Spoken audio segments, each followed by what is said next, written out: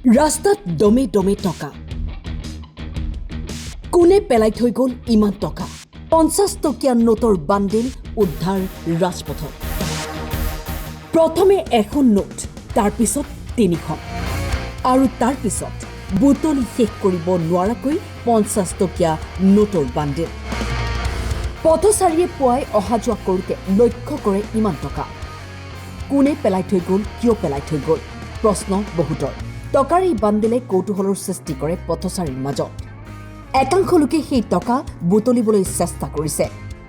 দুই এজনে টকাখিনি বুটলি লৈ যদিও 50 টকীয়া নোটৰ বান্ডিলটো নকল বুলি পুনৰ সেই ঠাইতে পেলাই থৈ যায় ফকিৰ বাজাৰ বুলি যি জগাটো আছে তাতে ৰাইজে কিছুমান টকা বিচাৰি পাইছে সেইটো হৈছে নকল টকা তোমাৰ কথাটো হৈছে এটো নকল টকাটো পোৱাৰ পিছত ৰাইজে যেতিয়া টকাবোৰ মানে ৰাস্তাৰ মাজত পালে পাই পেলাই যেতিয়া ৰাইজে গম পালে স্থানীয় ৰাইজে যে এটো নকল টকা হয় তেতিয়া তেখেতৰ মাজত এটা সন্দেহ জাগিলে যে আমাৰ ইয়াত ইমান নকল টকা কেনেকৈ আহিল একচুয়ালি যি নহওক নকল টকাটো পোৱা গৈছে কোনোবা মানুহে পেলাই গৈছে বুলিহে পোৱা গৈছে টকাটো তেতিয়া মানুহখিনি এতিয়ালৈকে ধৰিব পৰা নাই ৰাইজে বিচাৰিছিল কোন মানুহে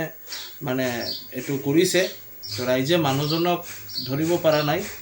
আমি জানিব পৰা মতে ৰাইজে লগত টকাখিনি পাই পুলিচৰ লগত কন্টেক্ট কৰিছে কৰাৰ পিছত সদৰ থানাৰ আমাৰ যোন সেকেন্ড ওসি আছে সেকেন্ড ওসি তাতে গৈছিলে গৈ পেলাই টকাখিনি কালেক্ট কৰি পুলিচি হেফাজতত ৰাখিছে আৰু দে আৰ ইন সাৰ্চ যে কোন মানুহে টকাবোৰ পেলাইছে বা কোন মানুহৰ দ্বাৰা এই টকাটো আহিছে তো আমি পুলিচ প্ৰশাসনৰ আপোনালোকৰ যোগেদি আমি পুলিচ প্ৰশাসনক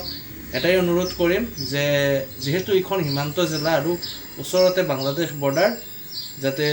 আৰক্ষী অকণমান সক্ৰিয় হৈ পেলাই এনে আমাৰ আৰক্ষী সক্ৰিয় আছে তথাকথিতভাৱেও আৰক্ষী সক্ৰিয় হৈ পেলাই যাতে আমাৰ যোন ইয়াত লাগি আছে কোনোবা লাগি আছে ওচৰতে